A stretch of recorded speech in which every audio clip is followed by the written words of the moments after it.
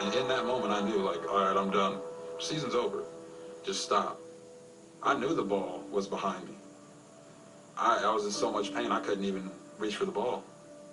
You rarely ever leave the moment to protect yourself or to just say, wow, like, I can't believe that happened. I left the moment. He's had such a fantastic season. To see him go down in the playoff game like this is very difficult to watch.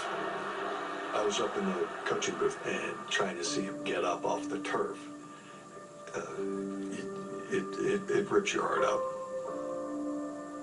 I'm not angry. Yeah, it was tough, but there's no single one person to blame.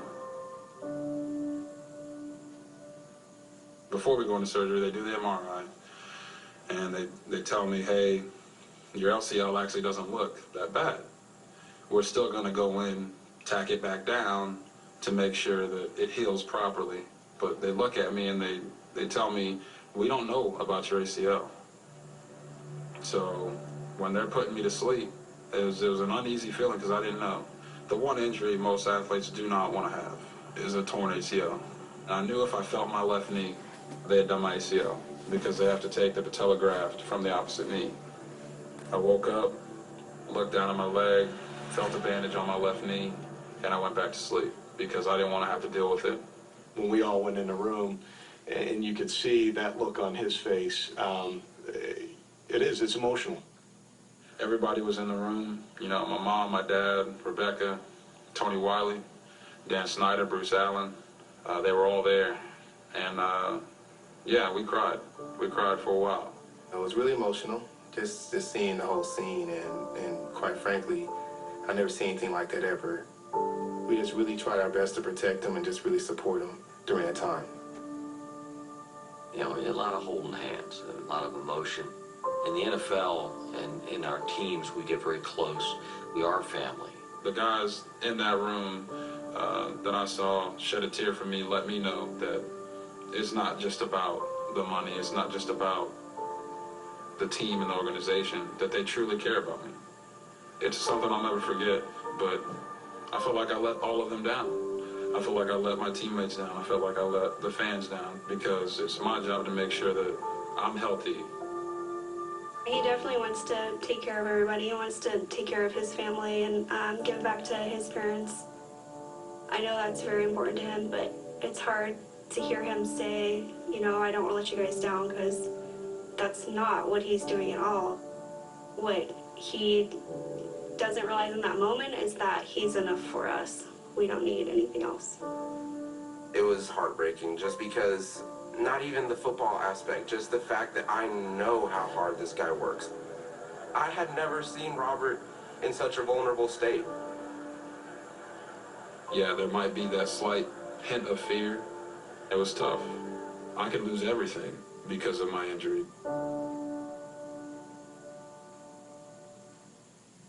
I'll take Richard. With the realization that I might not play football ever again, that I might not be ready for week 1, 2, 3, or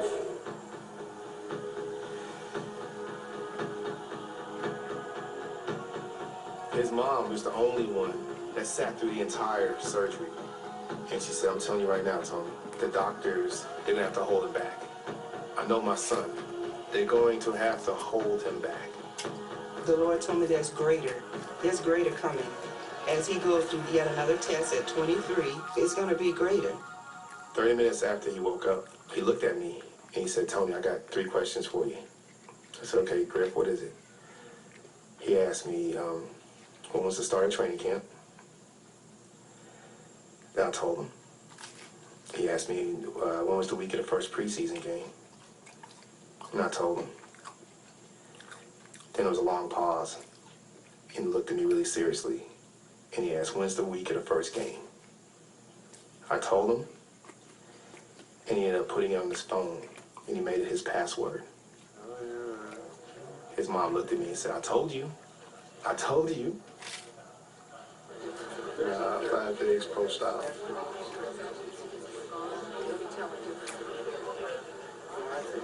The morning after the surgery, they were already having to hold me back because I was trying to walk. You know, I was trying to do straight leg raises, bend my knee as far as I could, and I didn't do anything to hurt myself. But they knew that I was going to be a guy that they're going to have to hold the reins on, as opposed to a guy that they're going to have to push in the back to go do something. You can just see his drive and his motivation. He wanted to be independent. You know right there that, all right, he's got a goal in mind. If you think you want something, let it get taken away from you. It humbles you. And I already had that humbling experience. Track 35 on the clock, first quarter. Scoreless, Baylor and Northwestern State. Starts the option to the right side. Griffin will keep, and he'll be hit and hammered to the ground, and Griffin is very slow getting up. You know, when I went out there and he was on the ground, I asked him, did he hear a pop? He said yes, and I had a pretty good feeling that it was not good. Before I tore my ACL at Baylor, I didn't love football. I played because I was good, enjoyed the locker room, I enjoyed being around the guys, but I didn't love the sport. And when I tore it, I had to make a decision. I decided that I was going to play football. The other option was go be a lawyer or go train to get back ready for track. I chose football, and when I made that decision, I made the decision to love the game. You got to believe that something else is down the road for you. And after the first injury, it was leading Baylor to a lot of wins in a bowl game. Touchdown, Baylor. You know, God always has a plan for you no matter what. It is my pleasure to announce that the 2011 winner of the Heisman Trophy is Robert Griffin III, RG3!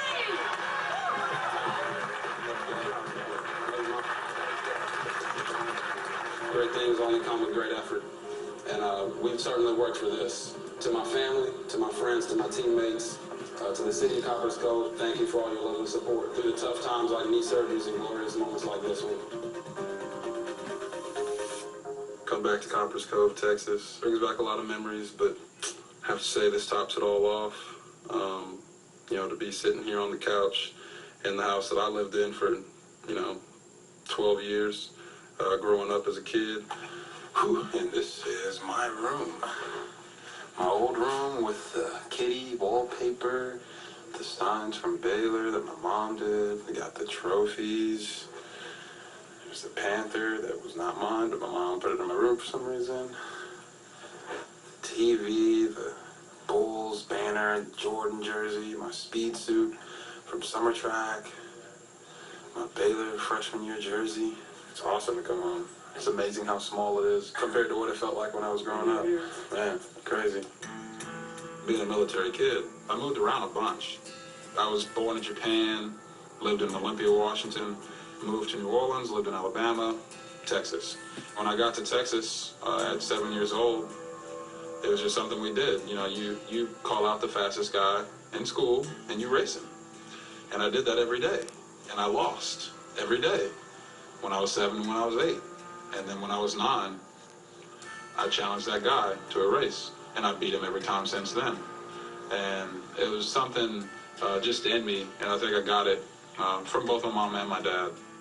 If you have a winning attitude that I'm going to go in here, I'm going to do this, and I'm going to be the best at it, you can conquer anything. You have to have that in you, though. That is not something that can be taught. It's a drive. Either you have it or you don't. We were the ones that were instilling things in them, trying to get them to look beyond what people can actually see. You know, have that faith that you can achieve something that you may try to limit you to.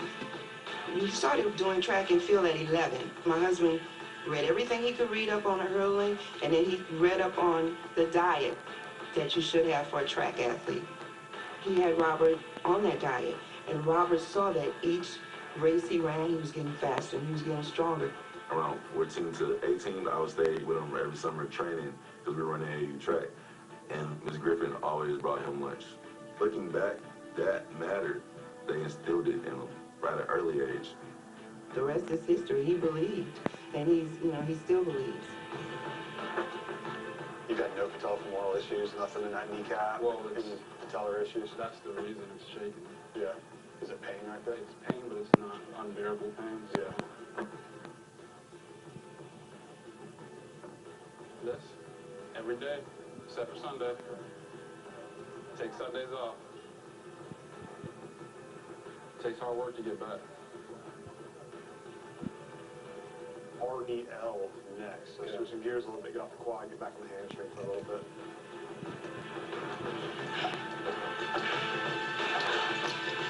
You have to win with the will that you have within yourself. You have to say, I'm going to get this done.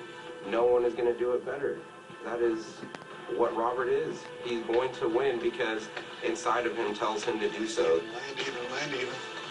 You got to spend the next 3 months or so really getting that symmetrical though before we start really getting after it. Yeah.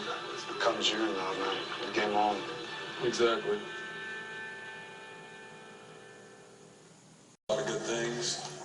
Still not to where I want to be at yet, but that's what it takes work, it takes time. I think with this type of injury and the way his muscles look, I think he's got a lot of work to do.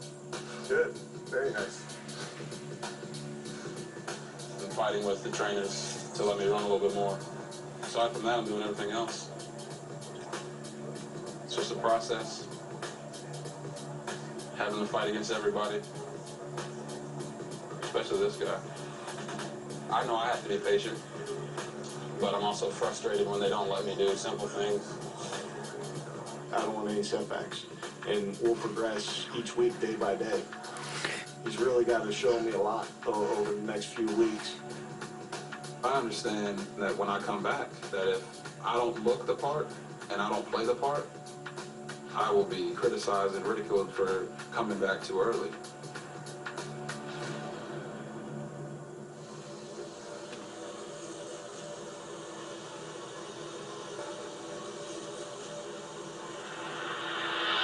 Ready to start it up?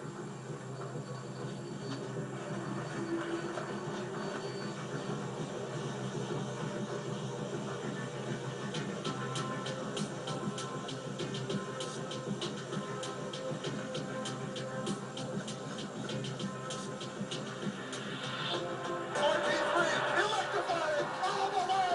Can you believe it? What a play by RG3.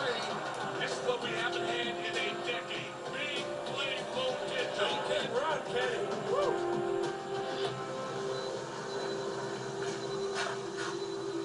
Where are you at there, 10? 8. 8. You can tell you want to extend more, don't you? Yeah. Yeah, that's what I can see.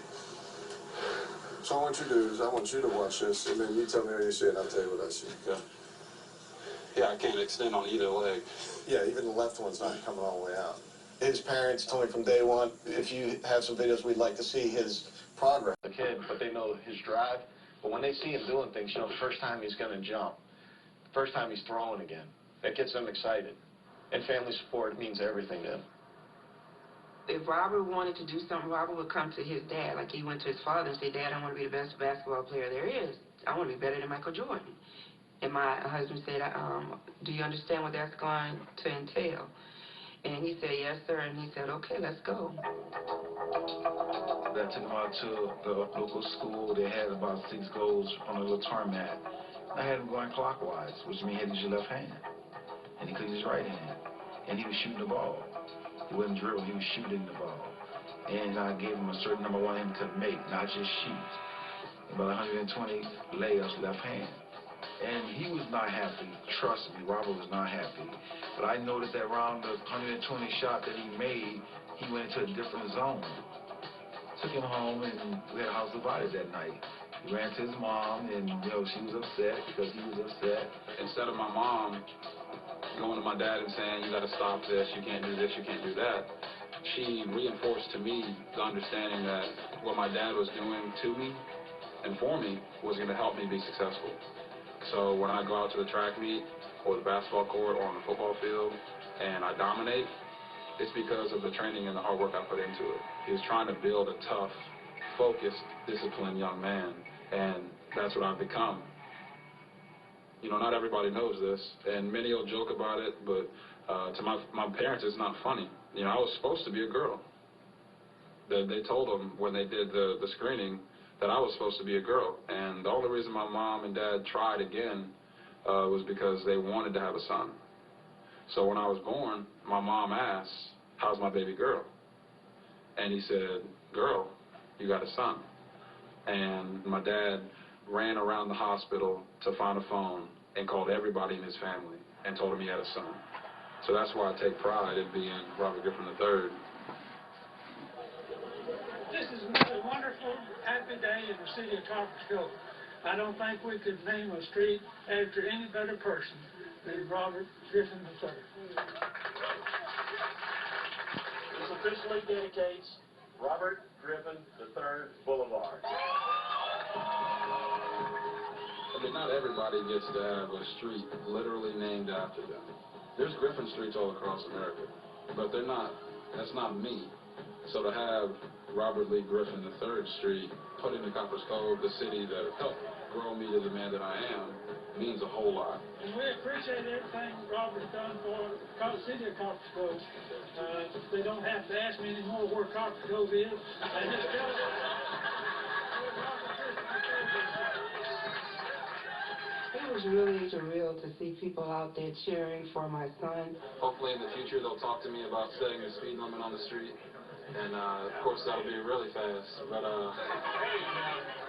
prior to the unveiling of it, I drove down that street and I looked up and I saw Martin Luther King's name sitting on top of my son. And to me that was a moment. To have that street connected to someone as profound and who has such an influence on not just the African American community, but just everyone in general. That's an honor beyond words.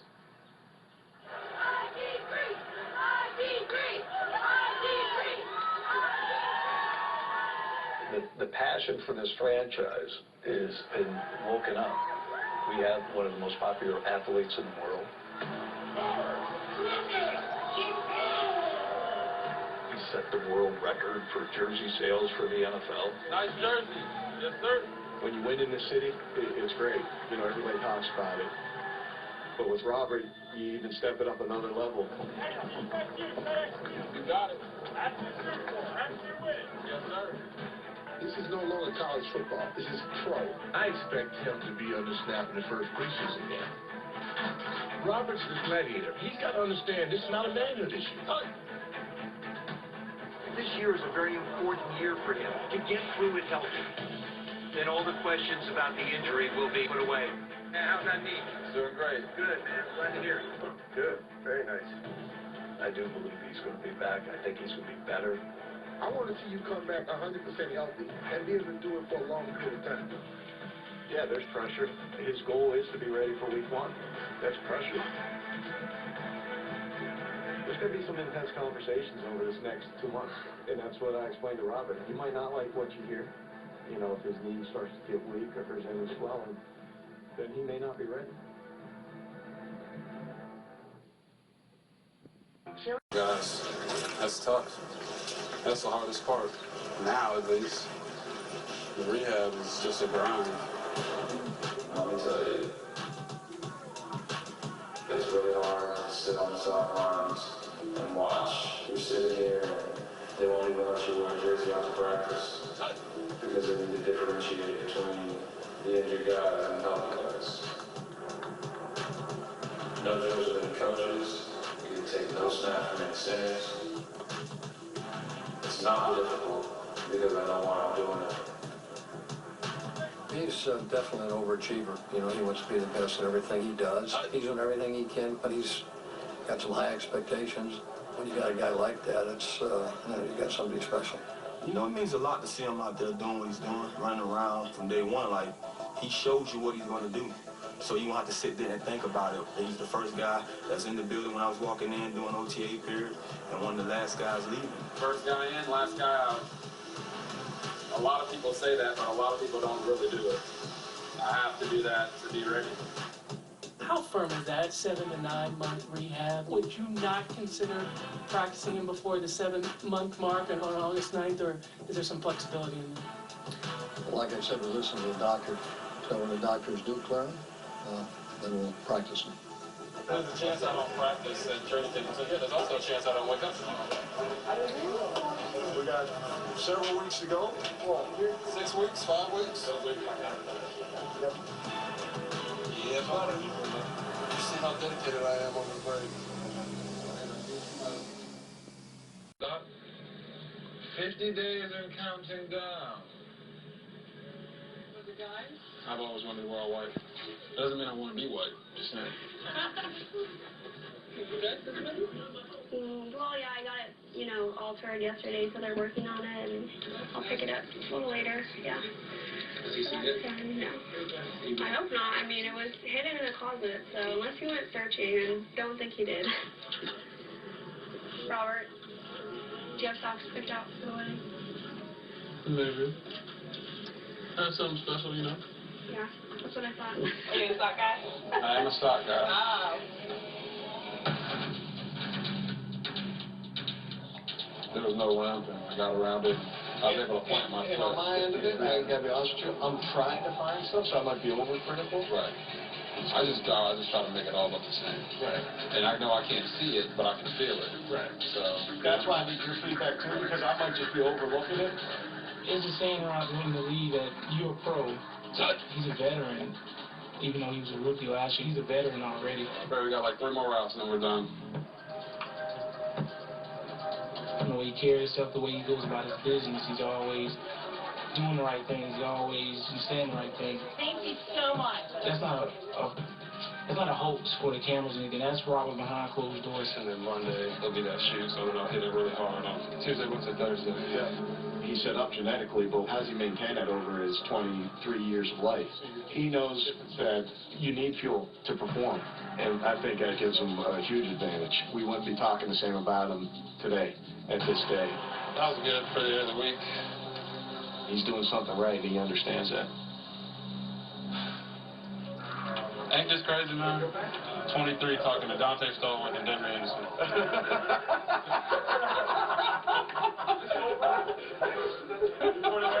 It's crazy because then I'll be, well, this is his 10th year in the league, so he's probably 32, 30, almost 33.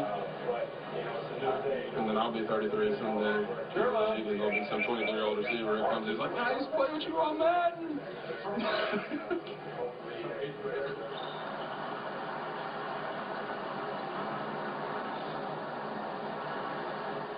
I'm Bill Bennett. I was the Secretary of Education, sir, and I'm from D.C. Let me tell you, the only thing in D.C. that everybody loves right now, with all the stuff going on, is the only thing, Bill, the only guy who makes everybody happy and proud. So, you're great. We need you in Washington. So, morale's pretty low, and a lot of things, but you've given us hope in life, so thank you. And it's not just your ball player, it's your example. Yeah.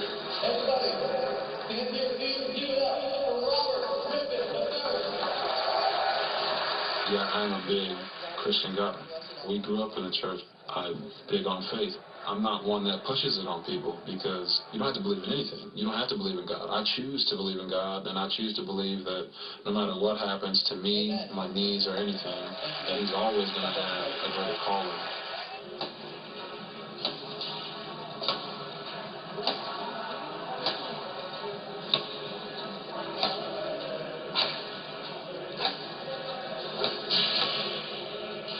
We were in Las Vegas. We're out until like 5 in the morning, both nights, Friday and Saturday. I promise you, as outrageous as this sounds, he was up at 8 to go to UNLV to work out until noon. I have not gone to sleep yet, but I made a commitment that I was going to work out, so I'm here. My career is more important than one night in Vegas.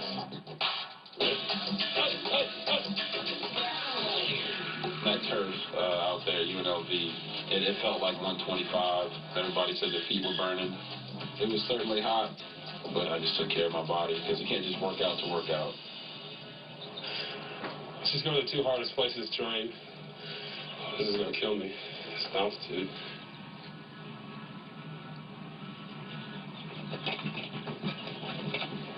If you're doing that much, I might really... My dad, he doesn't want to let it go. But it's fun to have him out there, and I have to explain things to him. Pull back a little more. That's good. Come up a little bit. Real funny. One time I told him, don't let the cord go, and he let it go. Whoa! And it slapped me in the backside. I was a little upset about that. Come on, man. I told you not to let it go. You told me you was running 20. What after 20, man? You ran 30. I didn't run 30. Yes, you did. My bad. You know, he didn't understand that core was going to pull him, and he was going to have to run full speed. He almost fell a couple times, but yeah, he can do that stuff. He just hasn't run that fast in a few years. I heard you coming in. Then move. Go right. That wasn't him. That was his hamstring screaming. You know, my dad's going to be my best man at my wedding. Because not only do I appreciate my dad, I love my dad. So I'm cutting off these sideburns. You hear Fu Manchu.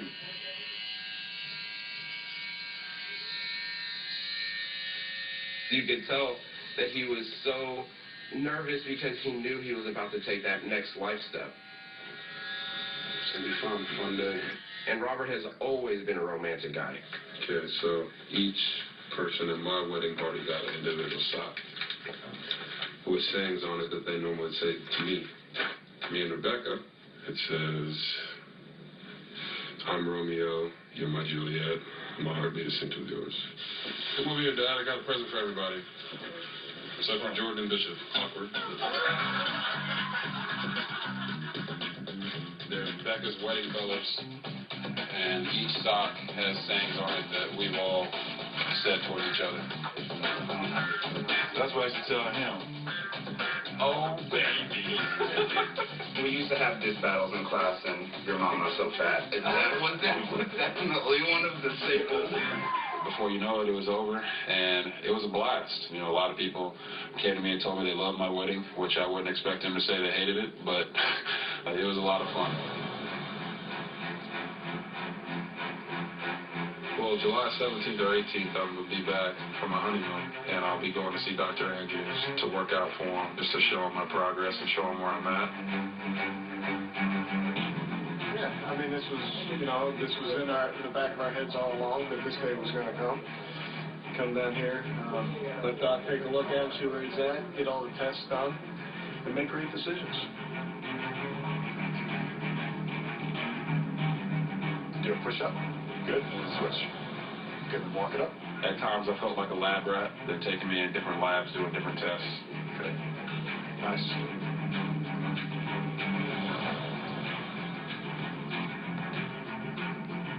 Hooking me up with dots all over my body, and I'm running on treadmills and jumping. The groundwork for the decision to be done. People thought I was mad because they said, why does his face look like that? When really I was just focused. It was something that I had been training for, that I was ready to pass, and I take that stuff seriously because it's why I worked out at UNLV. It's why I worked out in Colorado, to make sure that I could go to Pensacola, Florida, and pass all the Dr. Andrews tests, no matter what test they gave me. It's out of my hands once I finish all these tests. Nick Ashley with a DC Sports Center. A lot of breaking news around the NFL. First, the big one, quote, doctors cleared me to practice. Coach is going to ease me in. Thank you for your support. And see you in Richmond. That from Robert Griffin III's official Twitter account.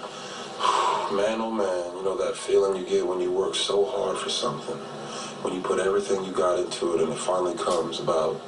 That's what's happened to me. You know, I got cleared. Doesn't matter, I got cleared to practice. All that hard work that I put in those 7 months of training, all that paid off. And I'm so overjoyed. You know, I can't wait to get back out there with my teammates and just throw the ball around and play football. All right, we are at the Washington Redskins' new training facility here in Richmond. The great news is Robert Griffin III, off of his ACL surgery, is returning as the team gets ready to hit the field for the very first time. Here we go. First day of camp. Time to get it on. Or as I like to say, it's the first day of Operation Patience. Let's go. To see him now out there running around is nervous and exciting. Nino! And he wanted to be patient because he had surgery, but it's exciting to see how far he's progressed. The current plan is just, you know, patience is the key. We've been pretty cautious with Robert for obvious reasons, and we just got to make sure that he doesn't push himself too fast, because a lot of times if you do, there is a setback. You know, some guys come back from an injury like this will do just the amount to get back on the field. But in Robert's case, it's not getting him to do the things. It's preventing him from doing too much. Whenever you're a guy that wants to do more, that puts you in position for people to say, hey, let's hold you back a little bit. So when I feel like, hey, I'm ready to go, and they say, hey, we're going to wait a few weeks, that's fine. I'll still be ready to go.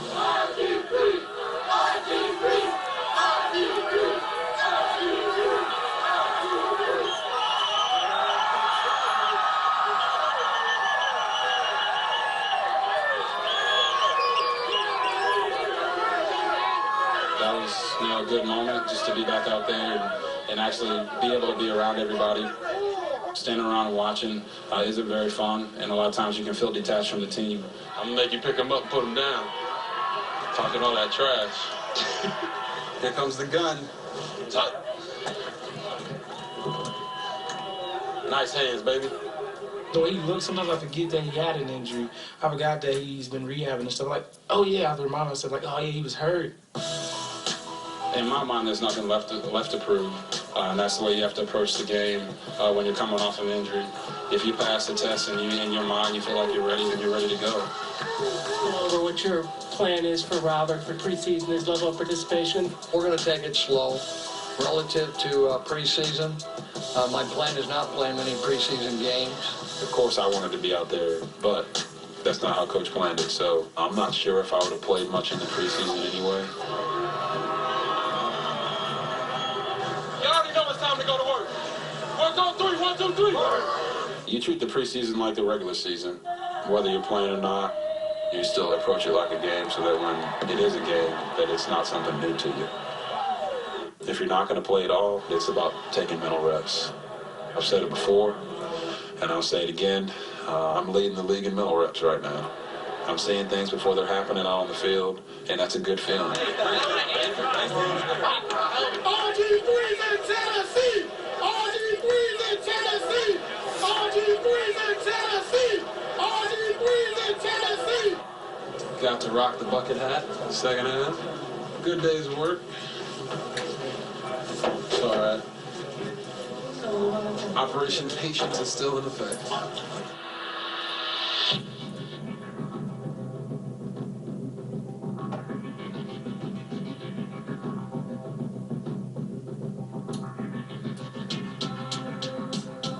Time for preseason game number 2 for the Redskins. Pittsburgh in town tonight. Robert Griffin III will not play. He warmed up on the same field he last was on in that loss to Seattle.